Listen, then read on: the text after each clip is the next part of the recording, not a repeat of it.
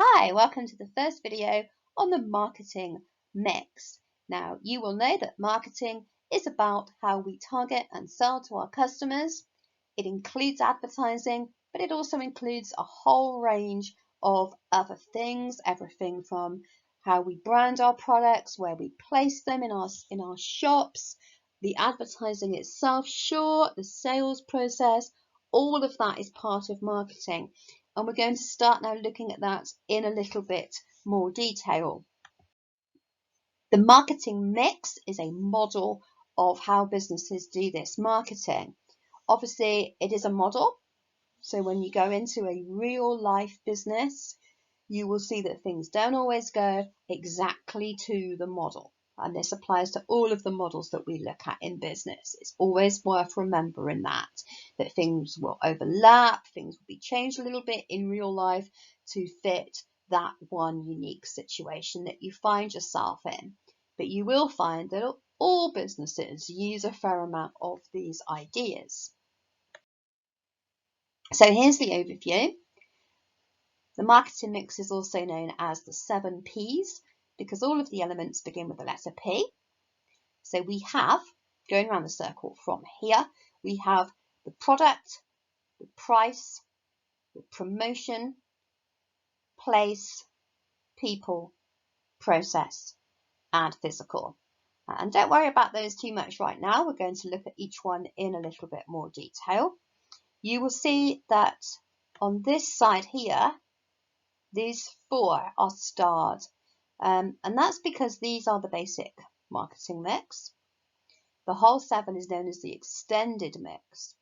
Now, if you are taking A level or you're taking a BTEC at level 3 and you're doing a marketing module, you will need to know all 7.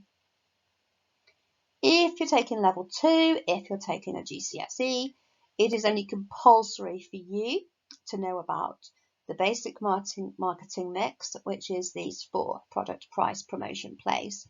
So I've starred those, and if you are working at that level, you don't have to do these other 3 if you don't wish to.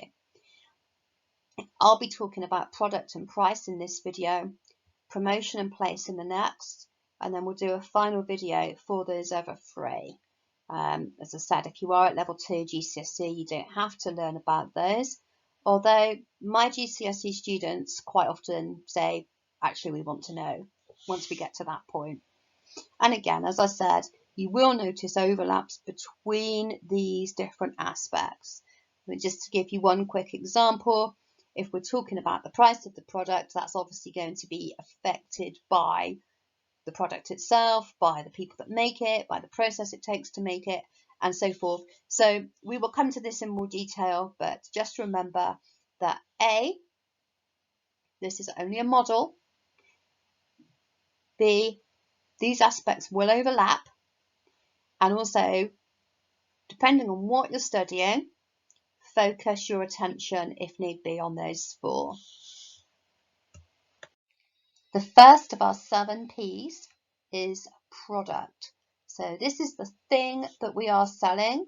You'll know that there's a difference between a product and a service, but for this purpose, we are really talking about both. You can see in the picture there, the product is the fruit, and you can see that the look of the product itself will be a factor in that selling. Just an interesting note there, you see how shiny those apples are. You might know that they're not like that when they fall off the tree.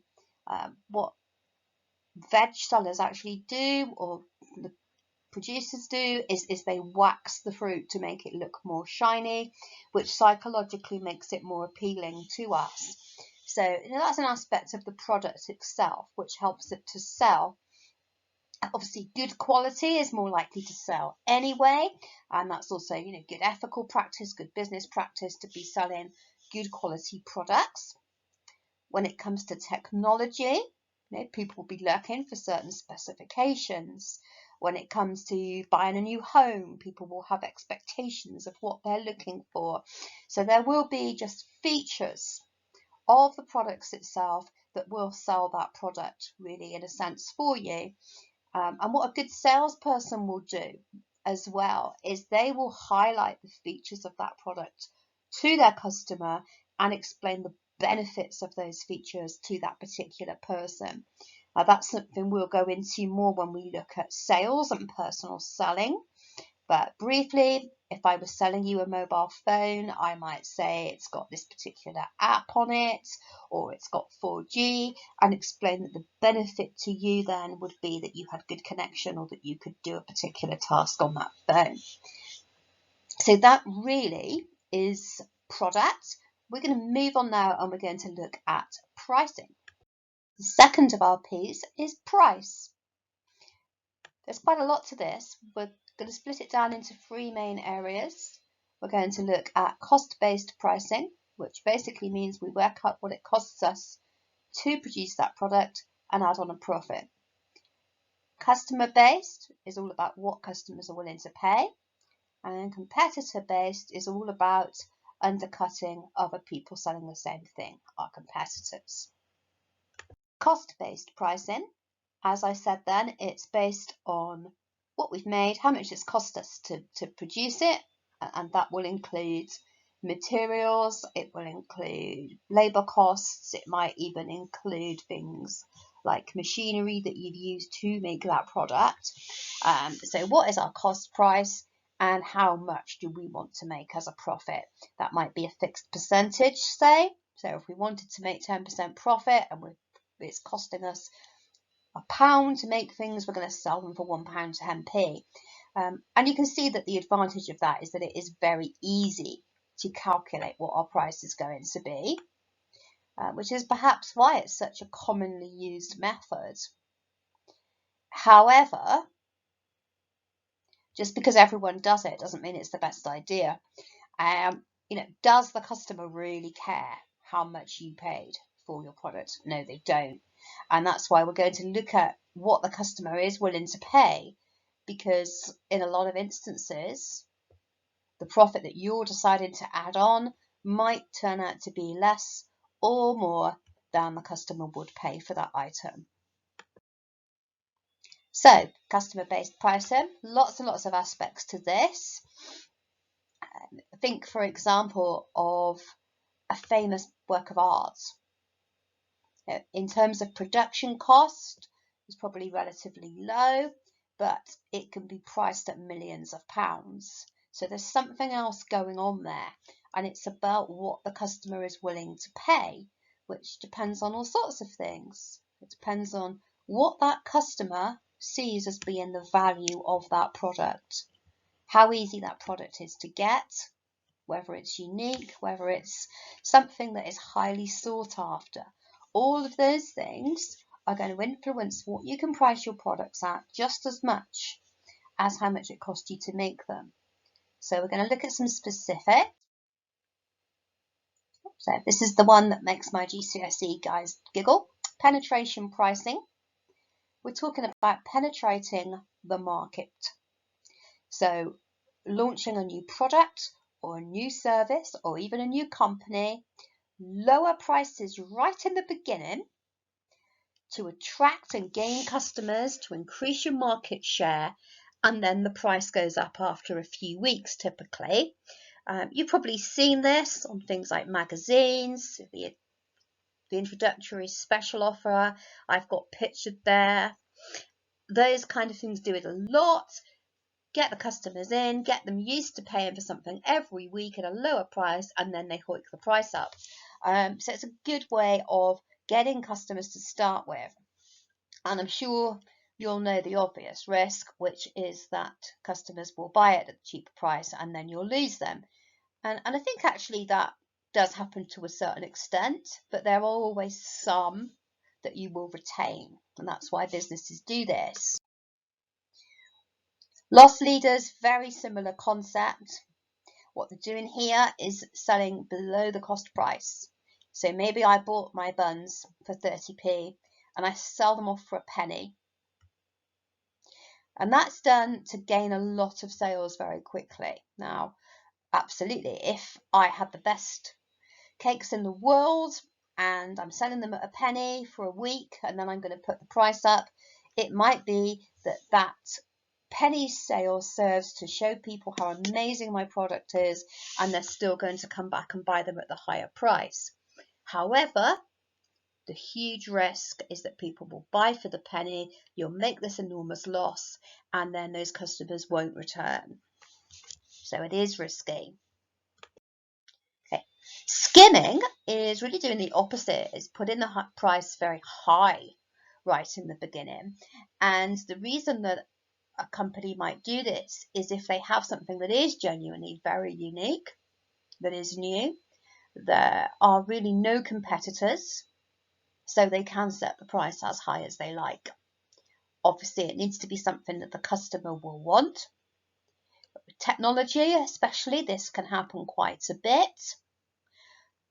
A company invents something completely new, the customer wants it, no one else can make that thing, so they can set their own price and it will be expensive. A related thing is predatory pricing. Now, this is illegal, and that's why when you are running a business of your own, you need to be careful about how you're doing your pricing strategies. It's fine to be competitive, but it's not okay to be predatory. And as a dominant competitor, to deliberately lower the prices just to freeze out or to break a small business. Difficult one to prove, it's a fine line sometimes, but it comes back again to business ethics. And that's a whole other topic, but it's also something that affects everything we do in business. We are there to make money, but that doesn't mean we have to do it by harming other businesses or other people. So psychological pricing, this is about the value or perceived value to the customer and about the perceived price. The 99p store there, it's successful because 99 pence sounds like very cheap. It sounds as though it's less than £1. You'll see things priced at £99.99 and even £99,000 rather than the 100, because psychologically to us it seems less. This also applies again in reverse almost. If we see something with a very high price, we tend to perceive it as being extremely valuable, even if sometimes perhaps it's not. It's part of what is going on when you look at some of the big labels.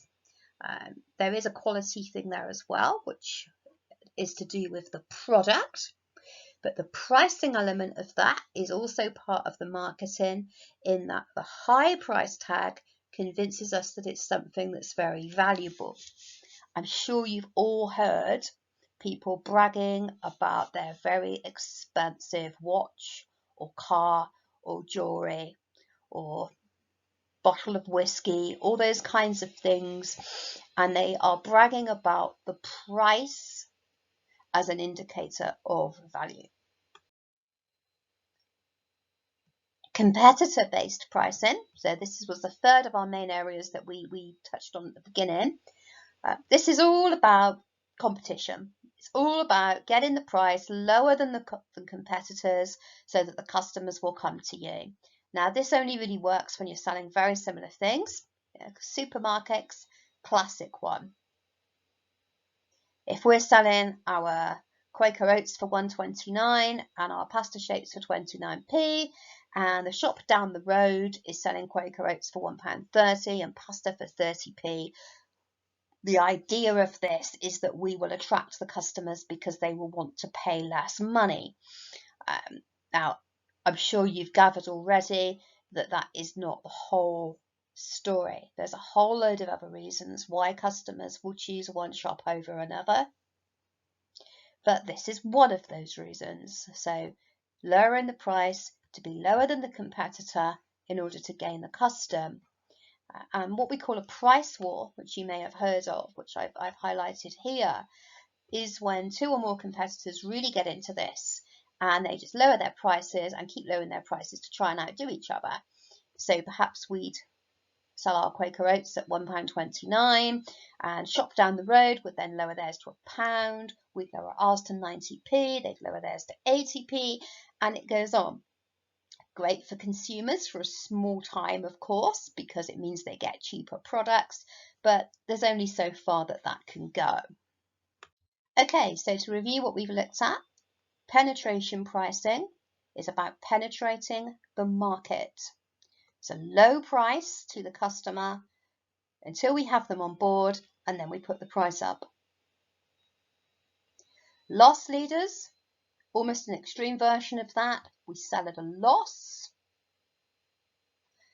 we get the customers, and then we put the price up so we can start to make a profit. Quite risky. Skimming pricing, we're skimming the cream off. We've got something new, we don't have any competition, charging a very high price. That price will come down as competition grows because we won't be able to charge as much. Predatory pricing. This is about a large business, powerful business, destroying a smaller one, and it's illegal. We don't do that. Psychological pricing is when we're setting our prices in accordance with the psychological effect that is having on the customer. So we're making it seem very valuable or making it seem very cheap. Okay, so we've seen that we can calculate the price of a product we're selling simply by working out the cost of production and adding the profit. This is cost-based pricing. However, we've also seen that what customers are willing to pay doesn't just necessarily follow that. So customer-based pricing is important, and we've also seen that we need to consider who our competitors are and what they're doing. We might want to undercut their prices. So that's it for today. Thank you for watching. Please subscribe to my channel for some more videos. Watch next week. And in the meantime, I hope you get on well investigating those first two aspects of the marketing mix. Next week, we'll look at the other two of those basic four.